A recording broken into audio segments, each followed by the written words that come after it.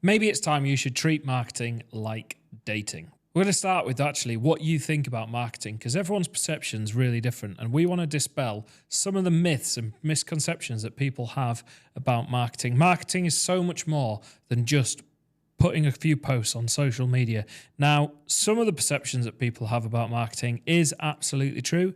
However, there's so many things that are out there that sometimes are actually not true and in fact misleading about what marketing is. Marketing's very easy to get carried away with the ideas of using the next best thing in terms of the biggest piece of technology.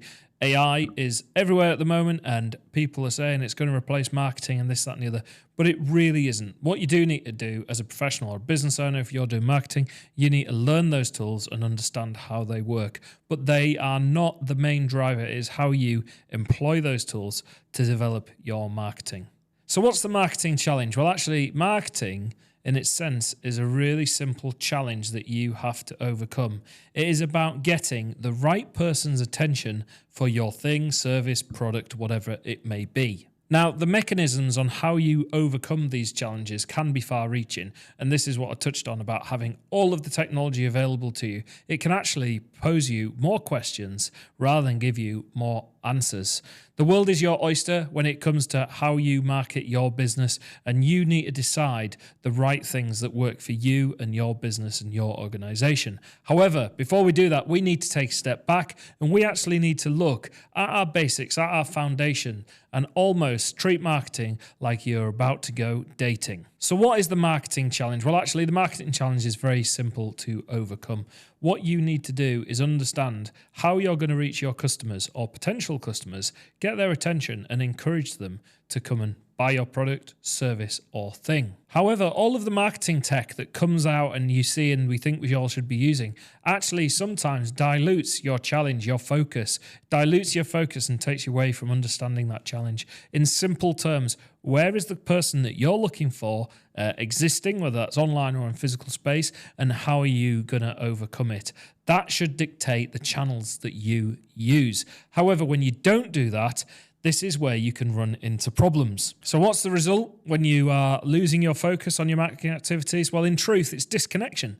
You've created a disjointed, disconnected marketing plan. You're doing things randomly and not necessarily for the right reasons. Now, you may think that you're doing them for the right reasons, but the problem is AI and tech. If everyone's telling you to use AI at the moment and you feel that you should be only using it if that is right for you to work with your customers or it is helping you consolidate your workflow to make your life easier, not just because someone has told you that you should be using AI. All that means is your content, if you let AI generate all your content becomes less meaningful potentially, because actually what you can do on social media is really lean into stories and really create strong messaging that isn't just saying buy our thing with rocket emojis and words like elevate. We often then hear that a lot of people say things like, well, marketing doesn't work, social media doesn't work for me. Paid advertising opportunities don't work for me. I did social media paid ads, that didn't work. I did search engine paid, that didn't work. It's just not very good marketing, I don't believe in it. We hear those sort of things all the time. So here, what we actually need to do is take a step back and look at what it is that you're doing and how you're doing it, and the reasons most importantly is why you're doing it. So we're going to treat marketing like dating and hopefully give you some idea on how to take it forward. So insert your marketing cliche here, treat marketing like you are going on a date. And what I mean by that is you are going out to meet customers. Now, obviously, dating and marketing, completely different subject matter, and it's one game of the heart and one game of the business. However, what we can do here is we can look at dating, we can look at the processes that we do. So the first one that we identify is preparation. Preparation is a really important thing. Now, if you're dating, this would be getting yourself ready. Is your car washed and clean on the inside? Are you well presented? Is your shirt ironed, for example? Have you polished your shoes? Whatever it may be that you are doing, are you well turned out? You need to apply those same principles at your business. So you need to look at all of the gateways, as I call them, to your business, and you actually need to establish that whether they are clear, concise, and accurately represent what it is that you do. We cannot overstate at this point how much the process side of marketing is overlooked. We're very quick to want to pick up a tool or pick up some kind of technology or start paying someone to start pushing ads out somewhere. The process before we do all that is the most important thing. So that presentation of your business, can't stress enough. Are you telling people in simple terms what it is you do and how they can contact you? You want to make it so clear. I often look at how you can explain your business to a 8-year-old, to a child, how you can explain a proportion of your business, a service of your business to a child in a way that they understand.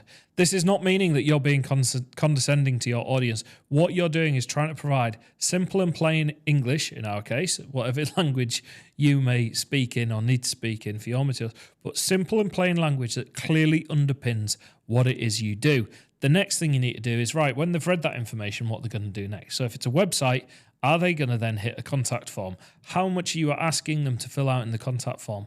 This is where the dating element comes in. People want to be wined and dined and take the time and make sure that they're making a decision that is right for them. Now, if this was a retail business, it's a bit different. And if it's a commodity item, it's very different. You need to play the brand game, the product game, and build your brand story online to encourage people to get in. But if you're looking at a consultancy-based business where you're trying to get people to actually get in touch with you, you need the most basic contact forms, in my view anyway, to at least get them to inquire in the first place. That is an email address, a phone number, and an inquiry about what they're doing. You could even put some tick boxes on the form saying which services are you interested in. The rest of the triaging, as I call it, would be done when you get to talk to them either on Zoom, telephone, or face-to-face. Once you've got your presentation sorted, it is then about doing the outreach. This is your approaching people. You are putting yourself out there. Like in dating, you might be on a dating app. You might be just putting yourself out there on social media, or you might be going to social occasions. It's all the same in business. Networking, putting yourself out on social media, putting your business out there, doing personal branding. All those things are the same when it comes to business.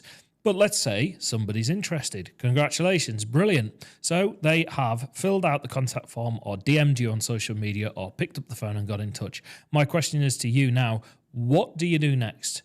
This is as equally as important part of the marketing process as all the shiny stuff that you see on social media. Ironing out that process. For me, I like to make sure that we're responsive, so we get back to them in a good time. We give them a full and thorough answer, and we also ask some questions and ultimately try and set up a meet, or for this analogy, a date. So what you need to do is try and get something in the diary where you can talk to them. So someone's interested, congratulations. We now need to go and meet with them and then understand what it is all about. So you're getting ready for your first date or your first client meeting. You need to make sure that you've done the prep. Research the company. You often hear about people using the term Facebook stalking.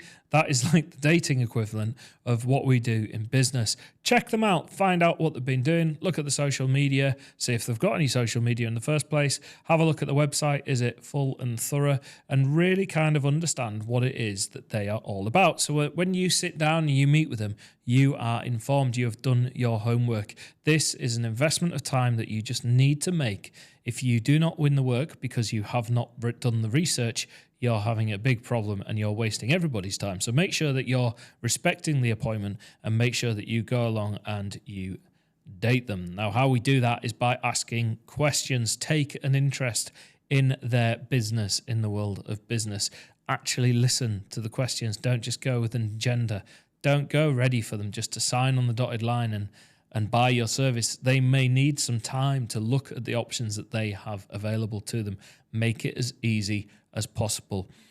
Take an interest, pay attention, look at the detail, and now it's time to go away and do the work. So you come away from that meeting, you now need to do the necessary work, if you're especially in a consultancy basis like we are, to go away and pull together a list of recommendations. You may have put forward ideas in the meeting, but make that formal. Present it properly and professionally, and make sure that you are doing that in a way that is a timely manner, but also offers a follow-up. Okay, so you might send over a proposal of information and go, here it is. Are you available on Tuesday to then pick up a call? Or you may not want to share the proposal with them online. You may want to do it in person. Tell them that you've got the proposal sorted and you want to meet with them. This all requires effort and time. Now, some people might go, just automate it. It's not the same, especially in consultancy work like what we do. You need to spend time with your customers to understand what it is that they want, because ultimately you will do a better job. So you've sent through the proposal. It's time to follow up. do not follow up that day. Make sure they've got it. If you've sent it from a different software, some people are bookkeeping software, I always recommend that you email as well, just saying, hey, I've sent you through the information. Please check your spam folders and junk mail folders, make sure you got it. And then I let the proposal sit. You need to let the proposal of work sit. That'll give them time to look through. And then what I look to do is give them an end of the week or week after follow-up. I then follow them up once a week for 3 weeks, basically. So I work on a 3 strikes and you're out. If people go cold on you and they start ignoring your emails and your telephone calls, just leave them be. There's no need to harass them. They may need some more time to think about it. They may have some other things that they're dealing with and going on. They will get back in touch with you if you are the right candidate and the time is right. You have to let that sit. What you don't want to do is taint your reputation by pestering and badgering your clients or potential clients with chase-ups and follow-ups. The last email I always send is, I haven't heard anything from you. Obviously, this is our proposal of work. It's valid for so long. Make sure you date your quotes. And then what I do is I then say to them, if you do want to work with us in the future, please by all means get in touch. But this will be my last follow-up email. Of course, we'd love to work with you and we'd love to hear from you. However, this is our last follow-up. So if you do want to get in touch, please do so. There is absolutely nothing wrong with putting the ball in their court, because at the end of the day, you cannot force the issue. So you've heard the slogan, it's not you, it's me. Well, actually in business, that's a really valuable point, because in business, what you should be doing is looking at your business and your values and how you work with your clients, especially in a B2B consultancy environment. You need to make sure that you feel that your fit is appropriate for the organization that want to work with you. We are not aligned to do the thing that we are looking to do with you. I think actually you'd be better off using an alternative provider. The important thing is your reputation here. There is nothing wrong with saying this isn't for us, and actually I'd recommend that these people might be able to help you and it'd be worth exploring. It is better to do that in the short term if you've got any question marks than just proceeding, because all you'll find that as the project goes on, if you are not comfortable with the project at the start, it sounds like it definitely won't be any more comfortable when you get 6 months in. You are better off doing it at the start if you know that that project is not right for you. Now, that is a hard pill to swallow, but you've got to stand up for your values and you've got to equally work on the projects that you want to work on. If your heart's not in it, they would be better off and better served if you found someone that is a better fit for them. So do not be afraid to do that. Ultimately, you want to operate with care at the forefront of what you do, along with simplicity. You should be looking out for your customers, working together, build that strong relationship and working side by side. What we often find is some of our clients may look at the individual day-to-day detail and get really granular in terms of the details that they're looking at when it comes to their marketing.